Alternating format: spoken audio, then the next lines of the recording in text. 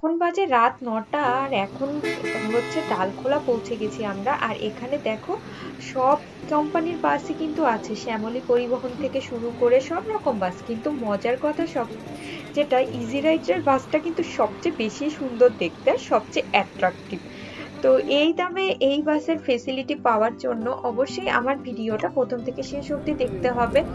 তাও দেখো, চলো বাসের ভেতরটা একটু ঘুরে দেখাচ্ছি। বেশ বড় সিট, যেখানে দুজন কেন মানে তিনজন আমরা ফ্যামিলির আছি, বেশ আরাম করেই কিন্তু এখানে শোয়া যাবে। শিলিগুড়ি থেকে কলকাতা আসতে কতক্ষণ লাগলো, বাসে কতক্ষণ কি কি ফেসিলিটি দেওয়া হয়, স্ন্যাক্সে কি দেওয়া হয়, তার সাথে সাথে টয়লেটের কি ব্যবস্থা আছে, কিরকম জার্কিং কেমন, সব ইনফরমেশন কিন্তু আজকের ভিডিওতে থাকছে। আর কোথা থেকে টিকিট কাটবে, তো সবকিছু জানার জন্য আজকের ভিডিওটা কিন্তু প্রথম থেকে শেষ অবধি দেখতে হবে। চলো ভিডিওটা স্টার্ট করা যাক।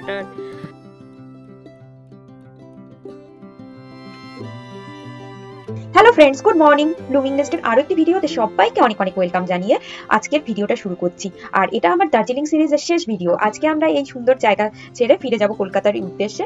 এই সুন্দর জায়গা ছেড়ে সত্যি মন চাইছে না যেতে। আর আজকের সকালটা ভীষণ ঝকঝকে, ভীষণ সুন্দর। আমরা চলে যাওয়ার মানে আরোই মন চাইছে না এরকম সুন্দর একটা পরিবেশ ছেড়ে। কিন্তু কিছু তো করার নেই, অবশ্যই বাড়ি ফেরার তাড়া আছে। আর তার সাথে সাথে জানিয়ে রাখি আমাদের একটা এক্সপিরিয়েন্সের কথা, সেটা হচ্ছে আমাদের আজকে ট্রেনের টিকিট কনফার্ম হয়নি। যদিও টিকিটটা কাটা ছিল আর ওয়েটিং লিস্টে ছিল, কিন্তু শেষ অবধি ট্রেনের টিকিটটা কনফার্ম হয়নি। আর যেহেতু মানে সাথে বাচ্চা আছে, এইরকম ভাবে যাওয়া আমাদের পক্ষে সম্ভব না। কেননা নিজেরা থাকলে একরকম হতো, যদি টিটিকে বলে কিছু ম্যানেজ না করতে পারি তখন তো আমরা বিশাল প্রবলেমে পড়ে যাব। তো তার জন্য আজকে আমরা হচ্ছে বাসে যাব। শিলিগুড়ি থেকে বাসে যাওয়ার এক্সপিরিয়েন্স আমাদের কাছে একদমই নতুন। তো সেই এক্সপিরিয়েন্সটা তোমাদের সাথে শেয়ার করছি। পুরো ভিডিওটাই সাথে থাকার অনুরোধ রইল। একটু বাদে দেখো আমরা বেরিয়ে যাব। তো আজকে হচ্ছে যেহেতু একটু বাদে বেরিয়ে যাব, হেভি কিছু খেতে ইচ্ছে করছে না। বলেছিলাম আলু সেদ্ধ ভাত করে দেওয়ার জন্য। আর দেখো গরম গরম আলু সেদ্ধ ভাত, বাটার সবকিছু রেডি করে দিয়ে গেছে। যা বলছি সেই সার্ভিসটাই পাচ্ছি, এটাই হচ্ছে ব্যাপার। এতদিন বাদে আলু সেদ্ধ ভাত খেয়ে কেমন লাগছে? দারুণ। পাহাড়ে বসে আলু সেদ্ধ ভাত বিষমে খেয়ে গেছে। পাহাড় তো, এই তো পাহাড়। দিচ্ছি।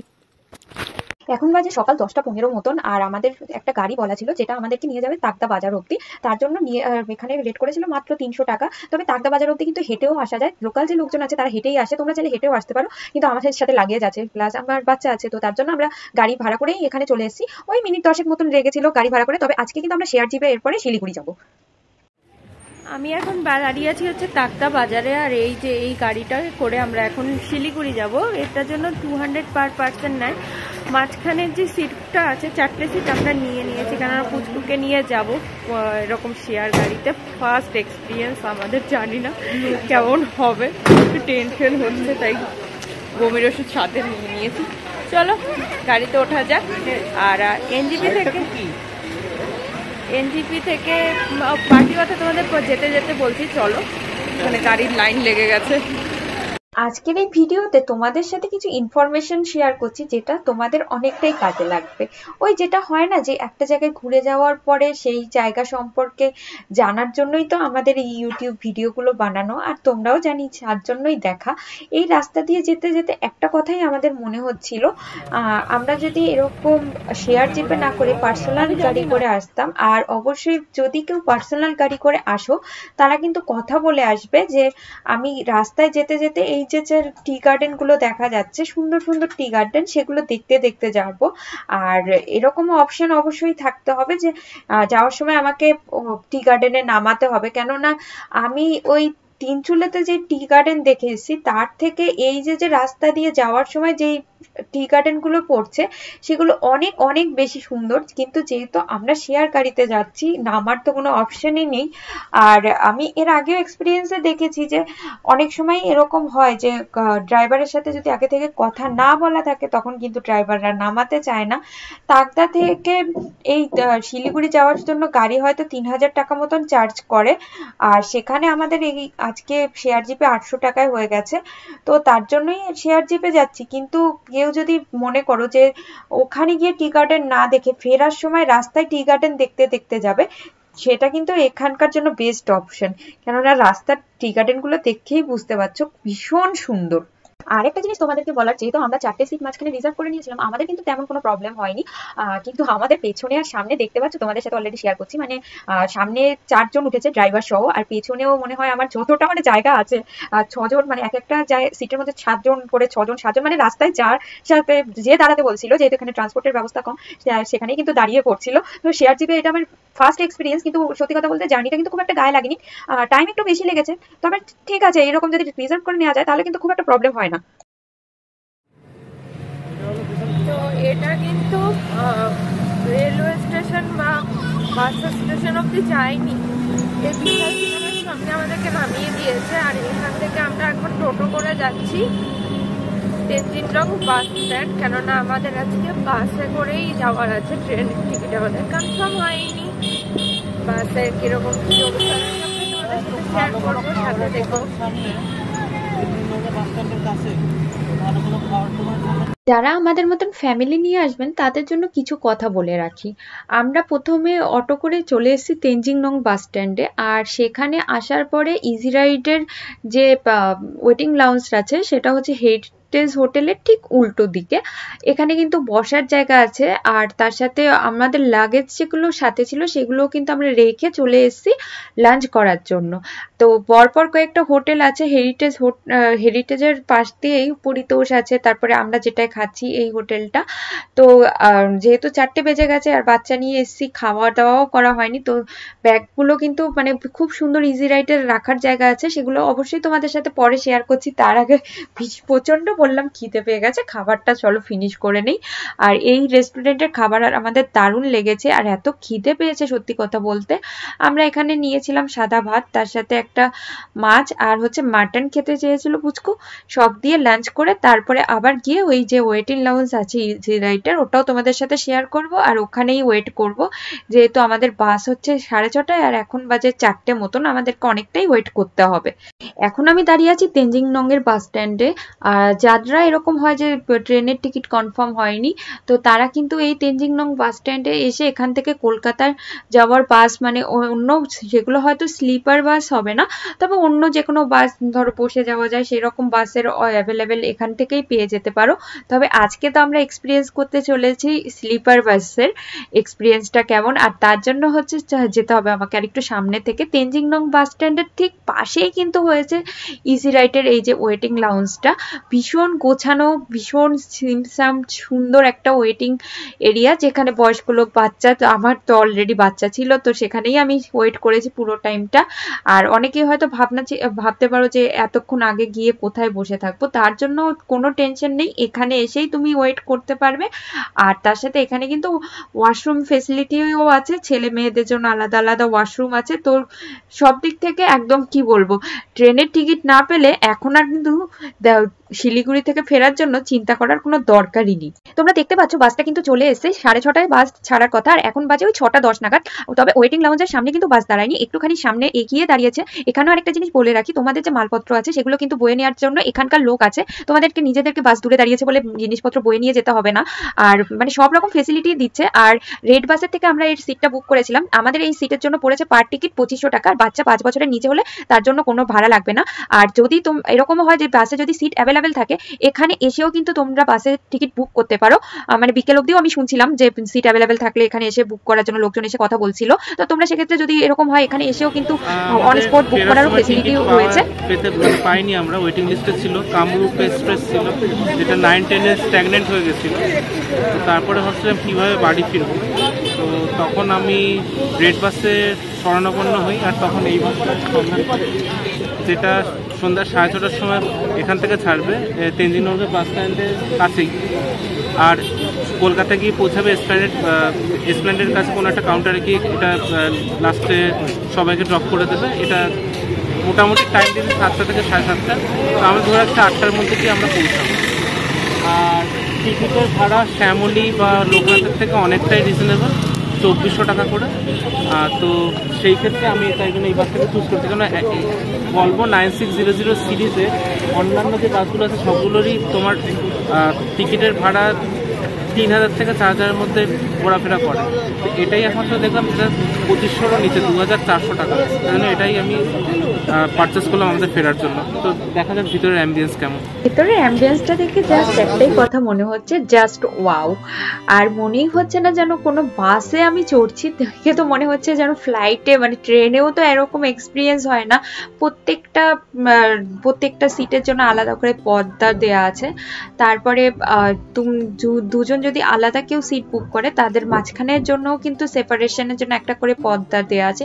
প্রত্যেকের জন্য পার্সোনাল একটা করে টিভি, একটা হেডফোন, চার্জারের জায়গা, ওয়াইফাই, মানে সব মিলিয়ে বাসের ফেসিলিটি এ ক্লাস বলতে গেলে। তারপরে ওঠার একটু বাদেই কিন্তু চলে আসলো সবার জন্য স্ন্যাক্স, ভেজ নন ভেজ দুরকম স্ন্যাক্সেরই অপশন আছে। তুমি যেটা প্রেফার করবে তোমাকে সেটাই দেওয়া হবে। আমাদের মানে 2400 টাকায় এতটা ফেসিলিটি সত্যি আশা করিনি। বাসে ওঠার টাইমে প্রত্যেকের টিকিট কিন্তু চেক করে নেওয়া হচ্ছে ওদের পার্সোনাল ট্যাবে, আর তার সাথে রয়েছে হচ্ছে বাসের লেডি অ্যাটেন্ডেন্ট।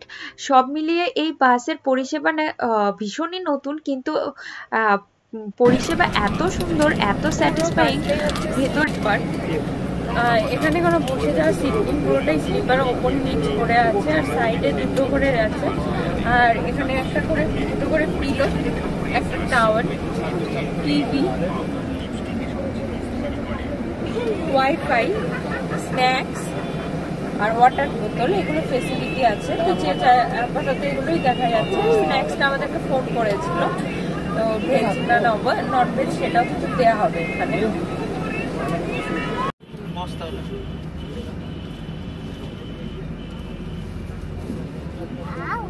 পর্দায় কোনো হাত দিবি না, আমাকে না বলে।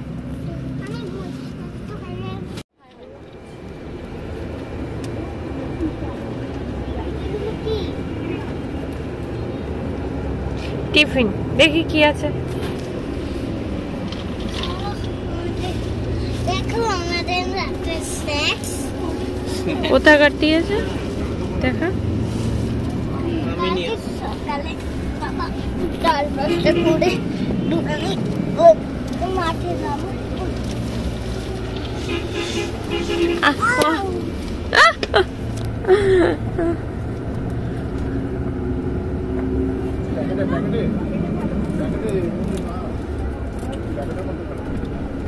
দেখি বাবু একটু শর্ট।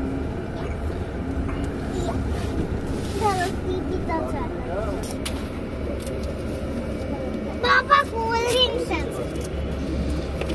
খাবে না? না বাবা খাবো না, আমার করতে হবে। আচ্ছা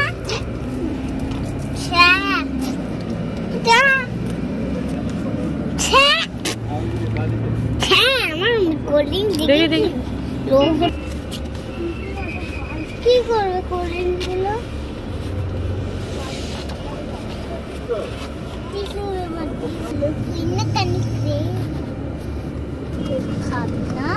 খাবি না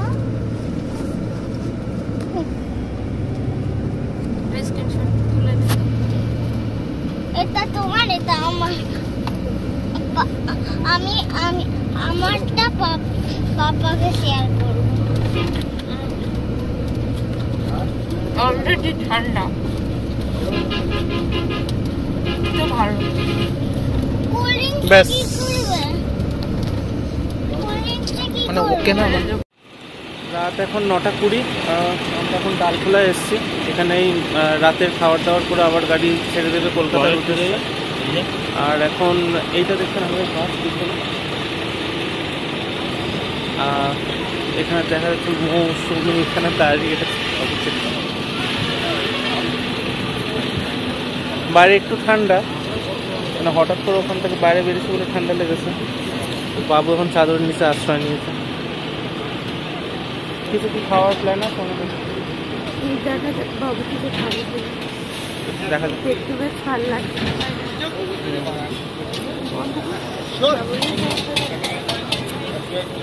এইটা হচ্ছে শ্যামলীর বাস, এটা হচ্ছে শ্যামলীর বাস দেখাচ্ছি। এটা হচ্ছে শ্যামলীর বাসটা। সবগুলো প্রায় একই ক্যাটাগরি, ভলভো 9600। আর ওটা হচ্ছে আমাদের বাসটা।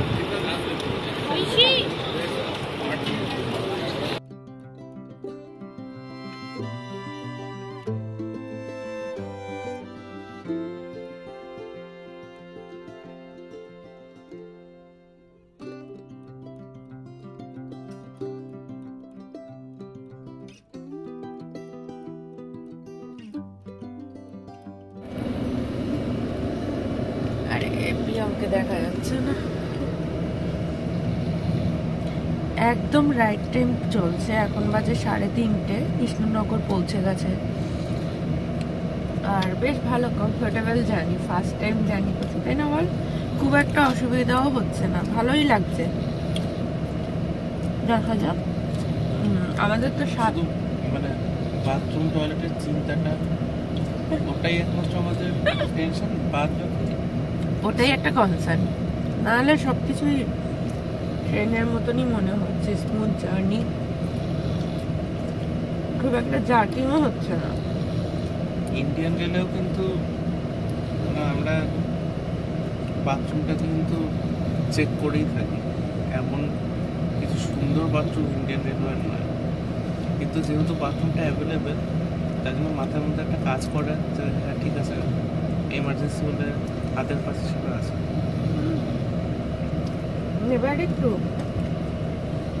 তো এখানে যেহেতু নেই তাই জন্য টেনশনটা বেশি।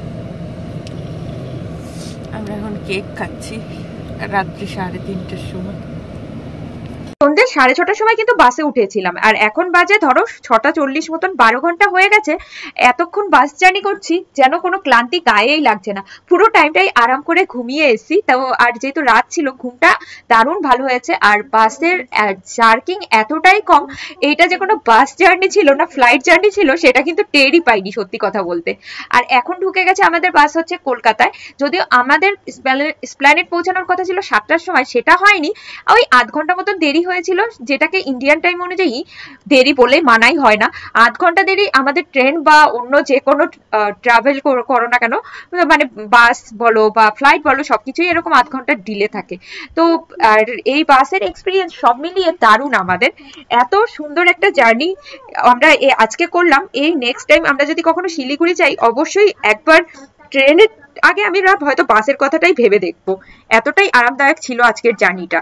শিলিগুড়ি থেকে কলকাতা আসার জন্য অনেক স্লিপার বাসই হয়তো পেয়ে থাকবে, তবে আজকে এই বাসের যে ভাড়া মাত্র 2400 টাকা, আর তাতে যা ফেসিলিটি, তাতে মনে হয়েছে আমাদের তো মনে হয়েছে এটাই যেন বেস্ট বাস।